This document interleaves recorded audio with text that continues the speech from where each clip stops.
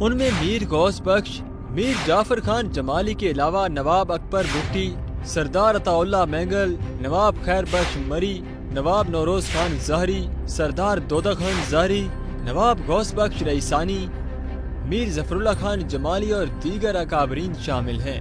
ناظرین، نواب اکبر بگٹی دوسرے بلوچ لیڈر ہیں جنہیں بڑھاپے میں اس طرح سے جان سے ہاتھ دھونا پڑے۔ اس سے پہلے صدر ایوب کے دور میں نواب نوروز خان وفاق سے ناراض ہو کر پہاڑوں پر چلے گئے اور بغاوت کا اعلان کر دیا۔ 1960 میں ان سے ریاست کی طرف سے ان کے بھتیجے سردار دودہ خان نے مذاکرات کیے۔ مذاکرات میں انہیں قرآن کے واسطے دے کر جب یہ یقین دلایا گیا کہ حکومت نے ان کے تمام مطالبے تسلیم کر لیے ہیں تو اس معاہدے کے مطابق انہوں نے ہتھیار ڈال دیے، لیکن ان کے ساتھ بدعہدی کی گئی اور انہیں گرفتار کر کے اذیتیں دے کر ان کے بیٹوں اور ساتھیوں کو پھانسی دے دی گئی، جبکہ عمر رسیدہ سردار بابو نوروز 90 سال کی عمر تک جیل کی کوٹڑی میں بند رہے۔ اس وعدہ خلافی پر بلوچ قوم پرست شدید ناراض ہو گئے۔ بلوچ تاریخ کے اگلے بڑے لیڈر نواب اکبر بگٹی تھے۔ نواب اکبر خان بگٹی کی شخصیت بہت روبدار، پراسرار اور دلچسپ تھی۔ نواب صاحب سچائی ثابت کرنے کے لیے کوئلوں پر چلنا اور غیرت کے نام پر قتل کو جائز سمجھتے تھے، تو وہیں وہ مغربی لٹریچر کے بھی شوقین تھے۔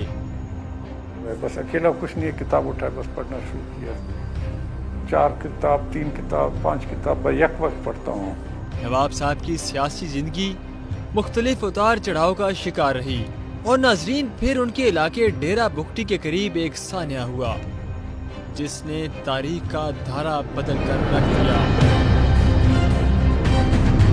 3 جنوری 2005 کی رات سندھ سے آنے والی ڈاکٹر شازیہ خالد اپنے کمرے میں تنہا سو رہی تھیں۔ وہ پاکستان پیٹرولیم کے سوئی اسپتال میں ڈاکٹر تھیں۔ رات 2 بجے ایک نقاب پوش شخص نے ان کے کمرے میں گھس کر بندوق کے زور پر ڈاکٹر شازیہ کو متعدد بار زیادتی کا نشانہ بنایا اور فرار ہو گیا۔ سوئی فیلڈ ہسپتال کے چیف میڈیکل آفیسر اور سیکیورٹی اہلکاروں نے ڈاکٹر شازیہ سے زبردستی ایک بیان پر دستخط کروائے کہ ان کے ساتھ ڈکیتی کی واردات ہوئی ہے اور وہ کوئی رپورٹ درج نہیں کروانا چاہتی، اور انہیں شدید مجبور کیا گیا کہ وہ ملک چھوڑ کر چلی جائیں۔ تو انہوں نے مجھے سیڈیٹو کے انجیکشن بھی لگائے تاکہ میں پولیس کو بیان بھی نہ دے سکوں۔ مجھے کہا گیا کہ اب پولیس آئے گی تو تم نے خاموش رہنا ہے، تم نے کچھ بھی نہیں کہنا، تمہاری عزت کا سوال ہے، آپ پڑھی لکھی عورت ہو، آپ بدنام ہو جاؤ گے۔ ناظرین، جنوری میں یہ سانحہ ہوا اور مڈ مارچ میں ڈاکٹر شازیہ لندن جا چکی تھی۔ اس سانحے نے ہر طرف جذبات بھڑکا دیے۔ ڈاکٹر شازیہ زیادتی کا الزام فوج کے کیپٹن حماد پر لگایا جا رہا تھا، اگرچہ یہ الزام کسی بھی موقع پر ڈاکٹر شازیہ نے خود نہیں لگایا۔ جب پاکستان کے صدر نے ہی کہہ دیا کہ ہی is not guilty, he is innocent, اور یہ کہ میری آئیڈینٹیفیکیشن پریڈ سے پہلے 3 ماہ کے دوران یہ کیس کسی منطقی انجام پر نہ پہنچ سکا، نہ ہی ڈاکٹر شازیہ کسی بندے کو شناخت پریڈ میں اپنا مجرم قرار دے سکی۔ اب اس صورتحال میں سوئی جہاں یہ واقعہ ہوا یہ ڈیرہ بگٹی کا علاقہ ہے۔ وہاں کے سردار نواب اکبر بگٹی تھے۔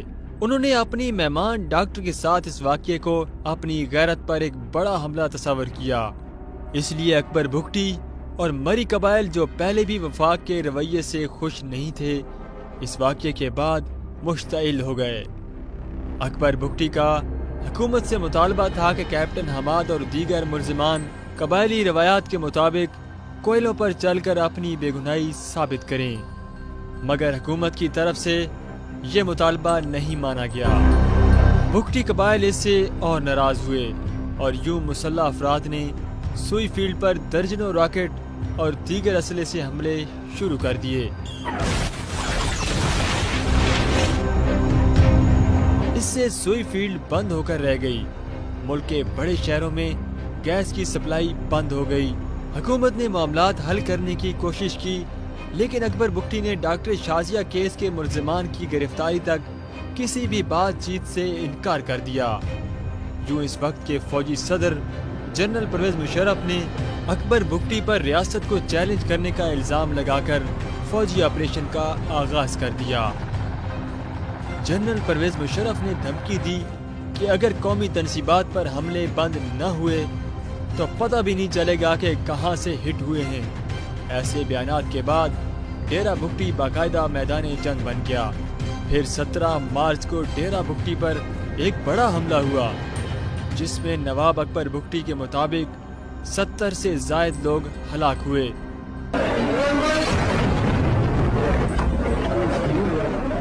صورتحال انتہائی گھمبیر ہو چکی تھی۔ سیکیورٹی فورسز نے لوگوں کو علاقے سے نکل جانے کو کہا، مگر کافی لوگ اس پر راضی نہ ہوئے۔ ایسے ہی وقت میں سیاستدانوں کا ایک وفد معاملہ حل کرنے کے لیے ڈیرہ بگٹی گیا اور اکبر بگٹی سے ملاقات کی، مگر یہاں اکبر بگٹی نے عالمی میڈیا سے بات کی اور کہا کہ ان کے صوبے کے ساتھ زیادتی ہو رہی ہے۔ Everyone is after our national wealth, our Baloch national wealth. So it is daylight robbery by force of arms. اس کے بعد حکمران جماعت کے صدر چودھری شجاعت حسین نے اپنی آخری کوشش کرتے ہوئے نواب صاحب سے ملاقات کا وقت مانگا۔ اس کے جواب میں نواب اکبر بگٹی نے کہا، آپ کے رابطہ کرنے سے کیا وہ 60 افراد جو ایف سی کی فائرنگ سے 3 روز پہلے جاں بحق ہو گئے ہیں، کیا وہ زندہ ہو جائیں گے؟ بہرحال اس رابطے کے 1-2 دن بعد چودھری شجاعت حسین نواب صاحب سے ملنے ڈیرہ بگٹی چلے گئے۔ اس وقت ڈیرہ بگٹی ایک مکمل میدان جنگ کا منظر پیش کر رہا تھا۔ ان حالات میں چودھری شجاعت حسین ڈیرہ بگٹی پہنچے۔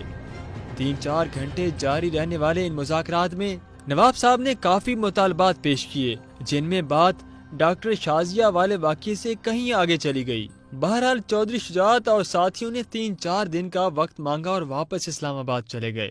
اس کے بعد حالات ایسے لگنا شروع ہو گئے تھے کہ شاید اب مسئلہ بڑی جلدی حل ہو جائے گا۔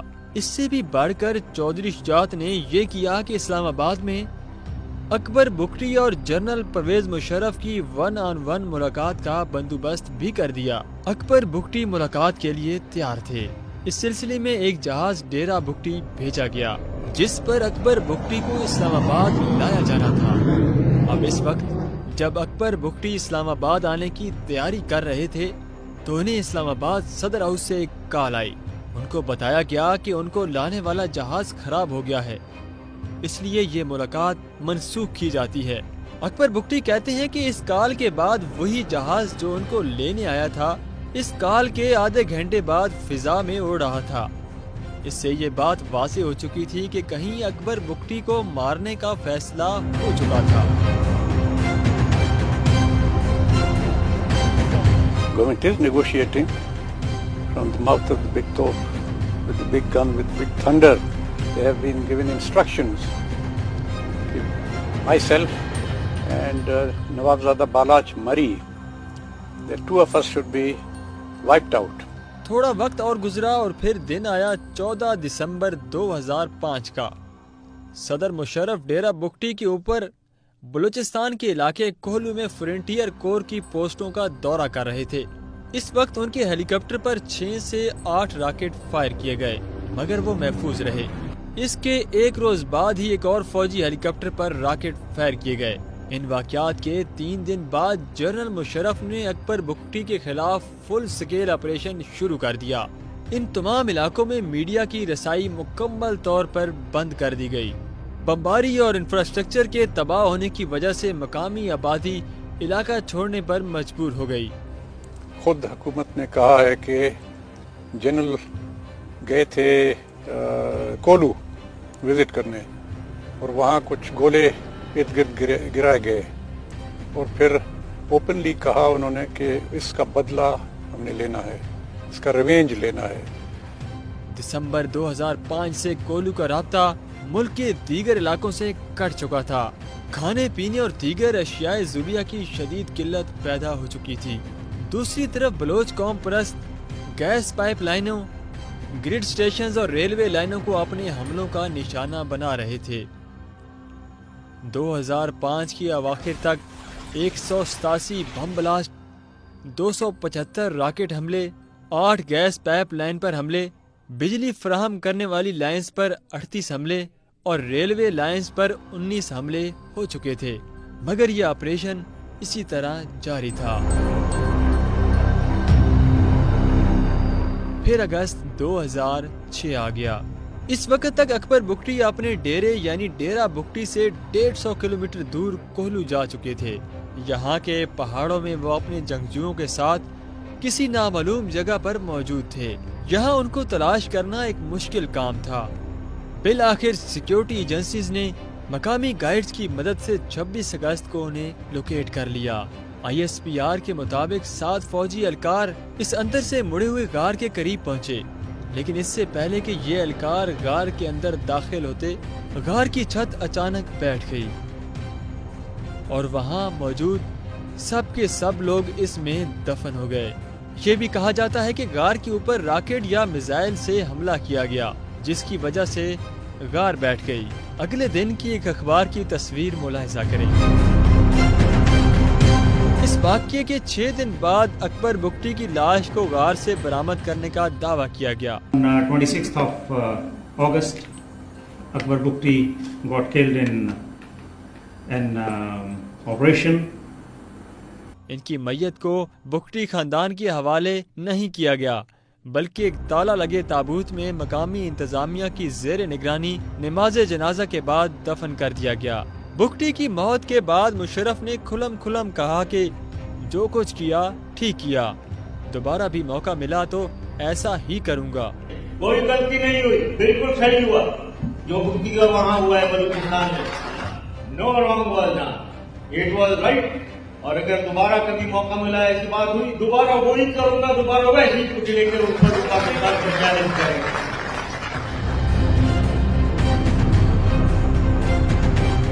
مزید معلوماتی ویڈیوز دیکھنے کے لیے سبسکرائب کریں ندیم ڈیری۔